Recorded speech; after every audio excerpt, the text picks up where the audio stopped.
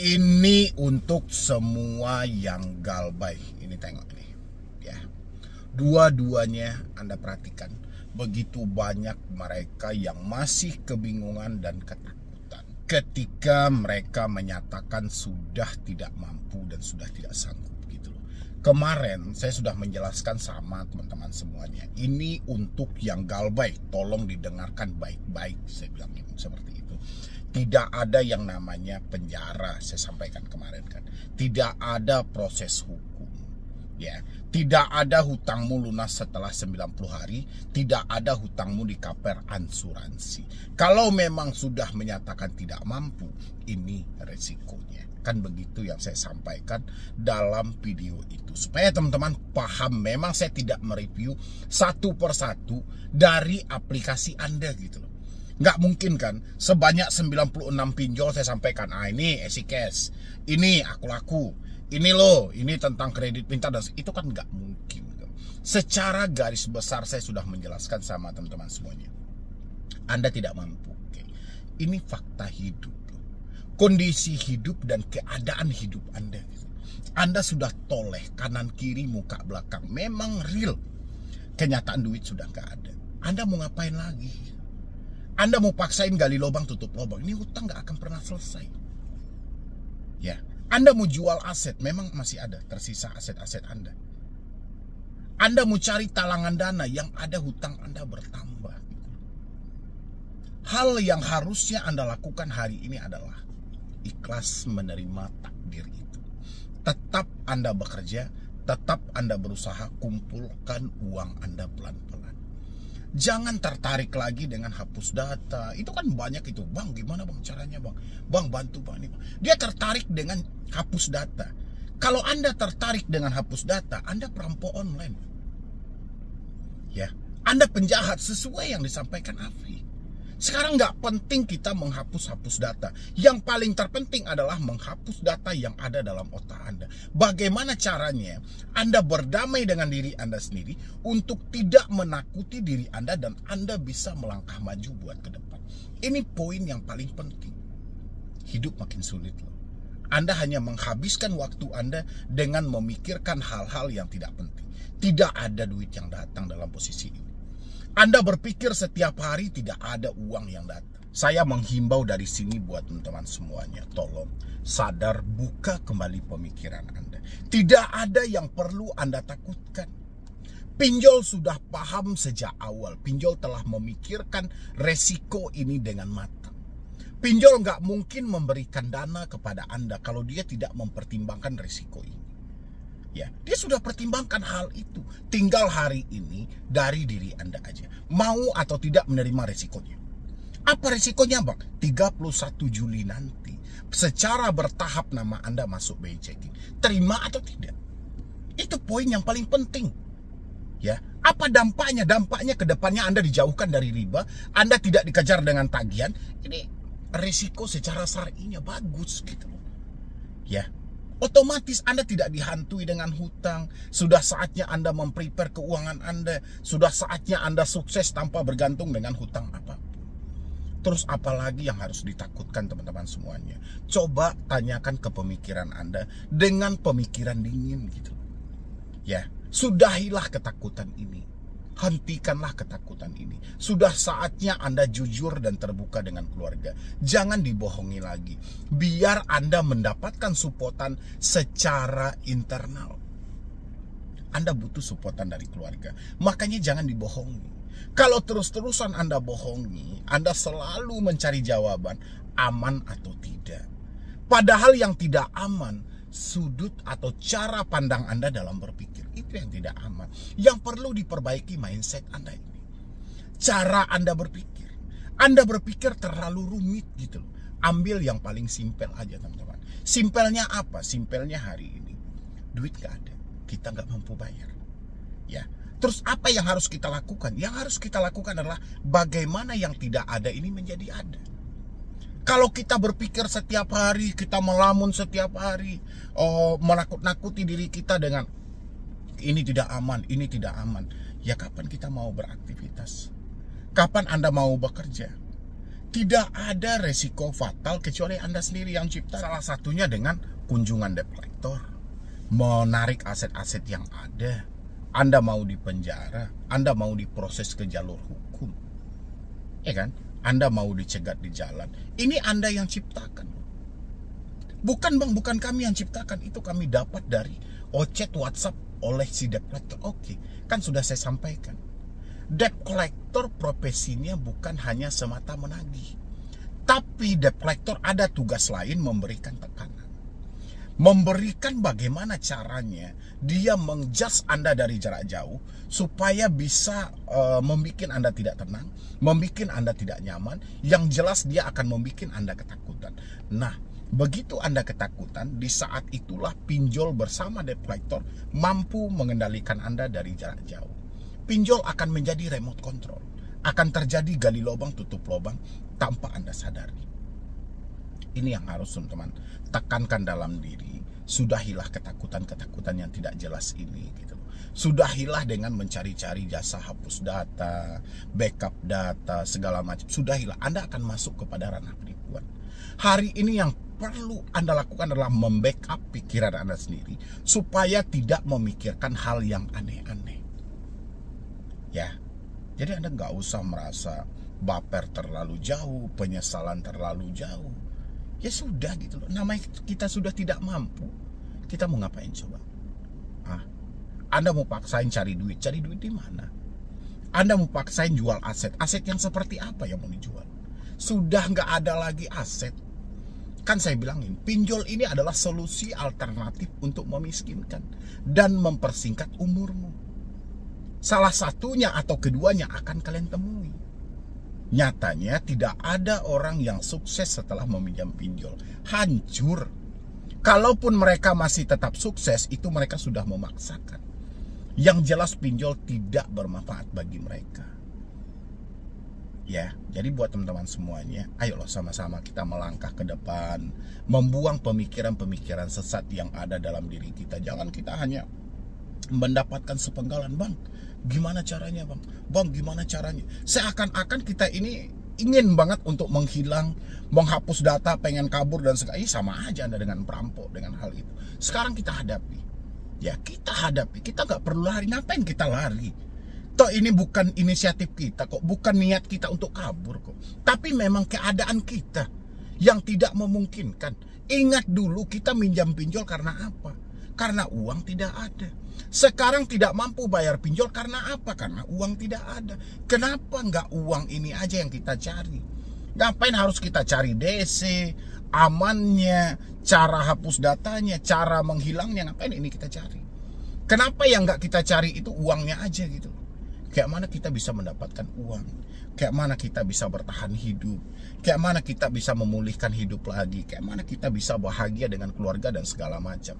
Ini jauh lebih penting. Ya, resikonya nggak ada teman-teman semuanya. Itulah resikonya. Resikonya nama Anda akan tercatat dalam skor kredit bermasalah nanti dimulai 31 Juli 2025. Tapi teman-temannya ketakutannya terlalu over gitu loh. Anda curi start lebih awal gitu loh. Anda ketakutannya terlalu terdepan. Sudahilah. Ya, jadi jangan terlalu percaya dengan informasi yang ada.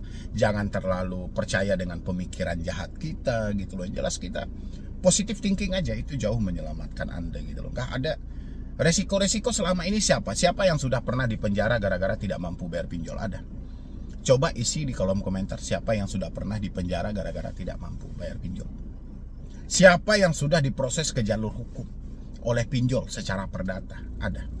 Gak ada teman-teman semuanya. Kenapa Anda tambah-tambahi hal-hal seperti ini? Mau sampai kapan? Coba tanyain sama diri Anda. Kalau Anda tidak paksa diri Anda untuk keluar dari semua ini, siapapun tidak akan bisa. Satu-satunya solusi yang mampu membebaskan Anda dari semua ini adalah pemikiran Anda sendiri. Anda ajak pemikiran Anda untuk berdamai, Anda paksa untuk keluar dari semua ini. Bagaimana caranya, Bang? Untuk tidak lagi menakuti diri Anda, untuk tidak percaya dengan pemikiran jahat apapun. Cari waktu-waktu tertentu untuk jujur dan terbuka dengan keluarga. Dengan seperti itu, Anda akan terbebas dari hukuman ya pinjaman online. silahkan teman-teman semuanya dipraktekkan. Jangan ada lagi yang baper, yang begana, yang begini, memikirkan ini, memikirkan itu. Makin hancur hidup Anda gitu loh. Ya, yang ada Anda takut sendiri, Anda baper sendiri, Anda malas keluar rumah. Akhirnya Anda sendiri yang memutus mata rezeki Anda. Ukuran kerja nggak jadi kerja, ukuran keluar rumah nggak jadi keluar rumah, ukuran beraktivitas nggak jadi aktivitas. Karena apa? Karena Anda percaya dengan pemikiran jahat tadi. Ya, itu ya dari saya ya buat teman-teman semuanya yang selalu sampai detik ini masih bertanya, bagaimana caranya bang? Aman atau tidak nih bang? Bagaimana cara bebasnya bang? Gimana cara hapus data bang? Gimana cara menghilang bang? Sudah hilang gitu loh. Udah akhiri semuanya gitu loh. Sekarang yang paling terpenting adalah bagaimana cara memulihkan hidup Anda yang sudah hancur. Tidak bisa Anda dengan berpikir, tapi Anda harus melakukan actionnya juga. Anda harus melangkah buat ke depannya. Paham ya teman-teman semuanya? Silahkan ketik paham semuanya dan buktikan dan praktekkan. Kalau memang hari ini Anda masih ditakut-takuti dengan chat WhatsApp dan segala macam, sudah ada video yang saya sediakan buat Anda. Settinglah WhatsApp Anda, kalau nggak gantilah nomor WhatsApp Anda. Oke, jadi sekian dulu dari saya, Medi Broni. Wassalam.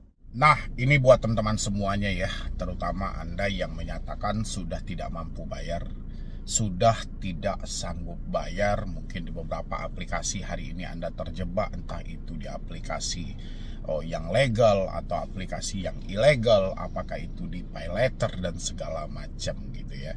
Dan habis itu Anda mungkin hari ini sedang memikirkan kira-kira apa ya yang akan terjadi pada hidup saya buat ke depannya. Apakah saya akan dipenjara, apakah saya akan diproses ke perdata, apakah aset saya akan ditarik berupa rumah, atau saya akan dicelakai di jalan, dan banyak lagi sebenarnya asumsi-asumsi itu. Saya cuma berpesan buat teman-teman semuanya, untuk resiko galbay dipinjol atas dasar ketidakmampuan, OJK telah menerapkan nanti 31 Juli 2025 nama Anda yang macet bayar di pinjol itu akan masuk ke dalam data slip.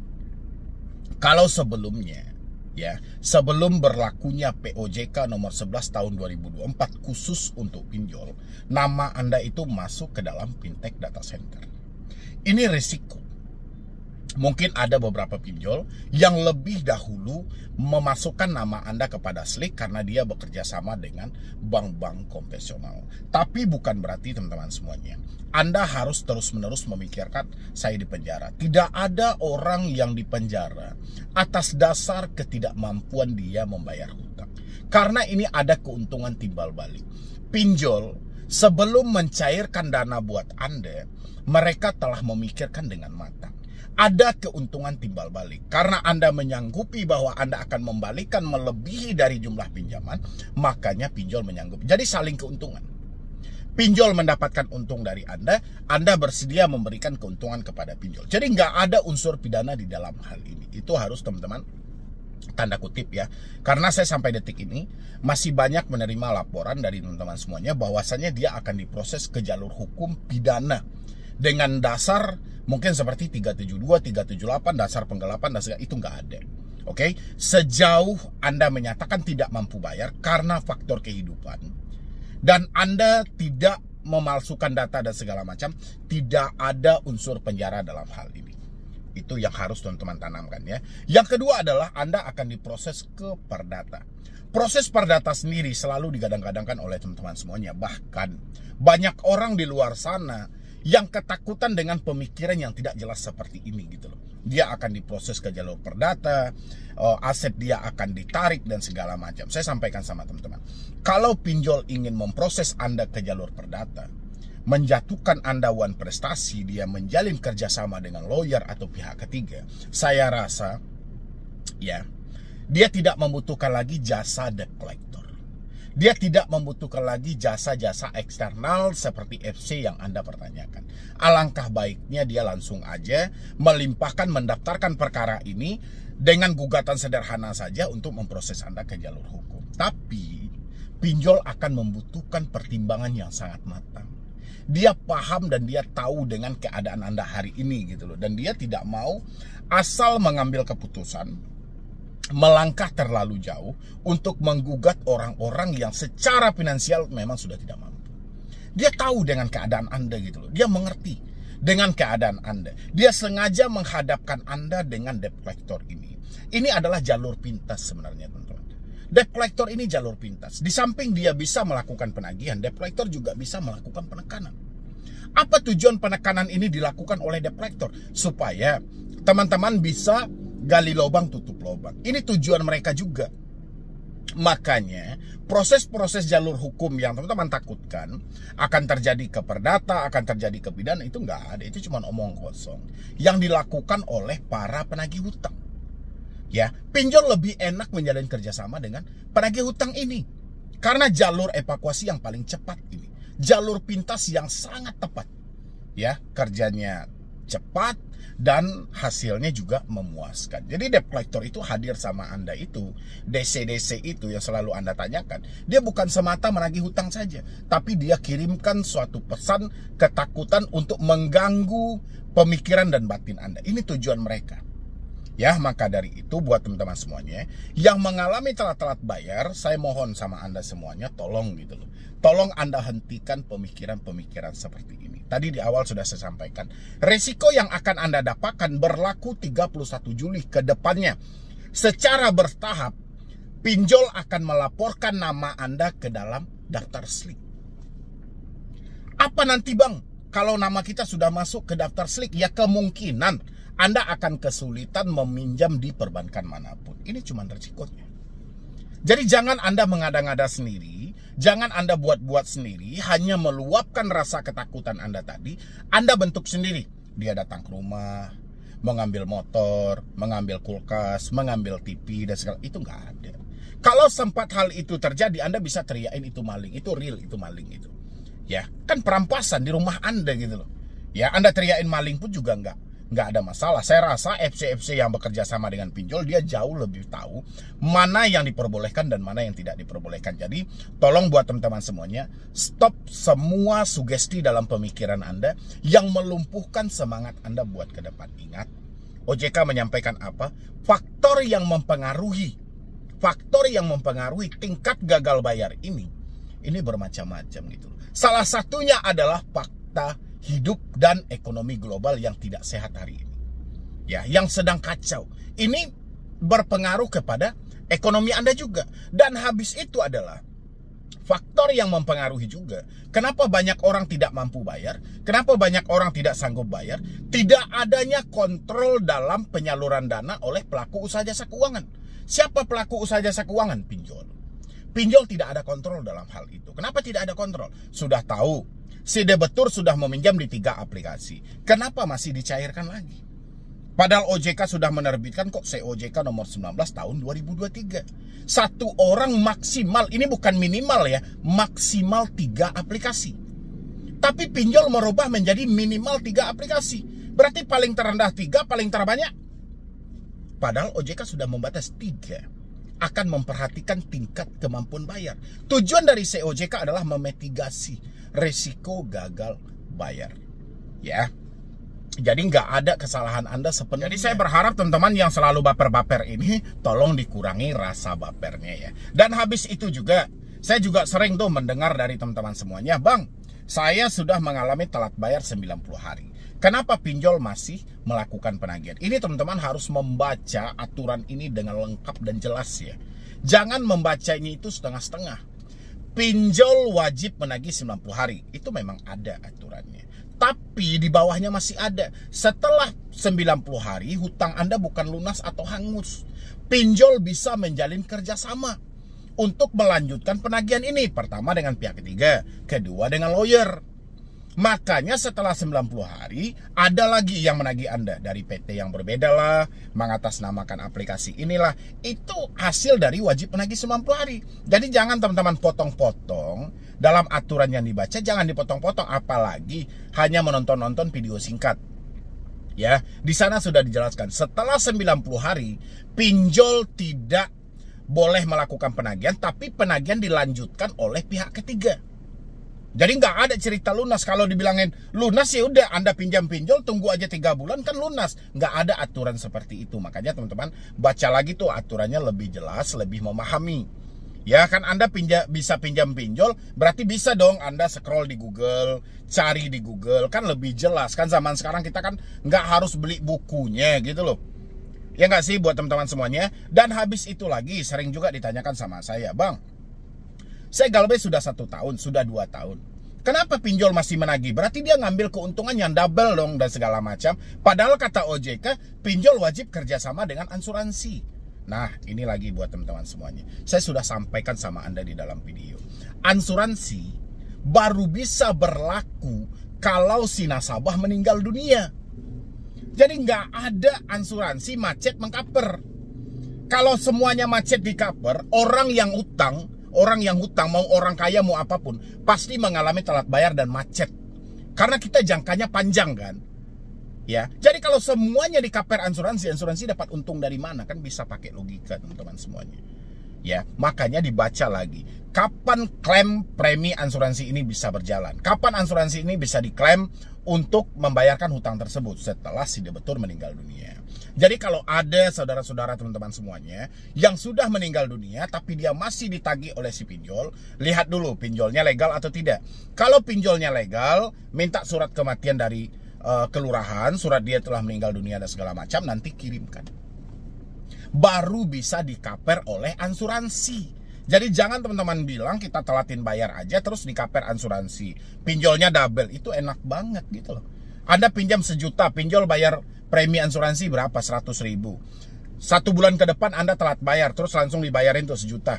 Rugi dong. Itu kan secara logikanya aja teman-teman semuanya. Jadi kategorinya itu ada. Jadi ada syarat-syarat tertentunya. Tidak semuanya, oh ini tiba-tiba langsung asuransi. Enggak, asuransi itu harus ada syarat-syaratnya. Apa aja nih yang harus dipenuhi? Si debitur meninggal dunia. Otomatis untuk memitigasi supaya si pinjol tidak mengalami kerugian jadi cover asuransi. Sebenarnya memang kurang ajar juga sih aturannya gitu loh. Ya enggak sih, harusnya kalau sudah meninggal dunia ya sudah lunasin aja gitu. Ngapain cover asuransi lagi? Tapi si pinjol kan tidak mau seperti itu. Dan itu yang aturan yang dibentuk oleh OJK. Jadi kita balik lagi ke konsep awal buat teman-teman semuanya. Jadi yang mengalami telat bayar, yang galbay pinjol, sudah tidak mampu, fakta dari kehidupan, saya berharap jangan Anda pernah terpengaruh dengan ucapan seperti apapun yang dilontarkan oleh debt collector. Karena ucapan yang dilontarkan debt collector, ingat seperti yang saya sampaikan tadi, debt collector ini bukan profesinya sebatas menagih saja. Pinjol merekrut mereka bukan untuk menagih saja, tapi lebih memberikan tekanan. Jangan sampai Anda masuk ke dalam penekanan ini sehingga berdampak buruk pada Anda. Apa dampaknya? Akan terjadi gali lubang tutup lubang. Itu pasti. Kalau Anda sudah ketakutan, Anda tidak akan pikir-pikir panjang. Anda pasti gali lubang tutup lubang. Ya, gali lubang tutup lubang kemana terjadinya ya? Entah itu ke legal, entah itu ke ilegal. Atau misalnya Anda menggadaikan rumah Anda ke bank dan segala macam. Ini harus pikirkan dengan matang dulu teman-teman semuanya. Jadi kendalikan aja pemikiran Anda supaya Anda bisa bebas dari semua ini dan Anda bisa fokus bekerja, berusaha, kumpulkan uang Anda, nanti negosiasi. Ya, segala risiko pemikiran buruk yang ada dalam pemikiran Anda kesampingkan dulu, kita perbaiki hidup kita pelan-pelan. Oke teman-teman semuanya, mudah-mudahan dengan video singkat ini teman-teman bisa terbantu. Tidak ada lagi yang ketakutan, tidak ada lagi yang kecemasan, yang memikirkan hal-hal yang aneh-aneh. Ya, dan selanjutnya buat teman-teman semuanya yang mungkin sudah capek dengan teroran, intimidasi, ditakut-takuti via WhatsApp dan segala macam.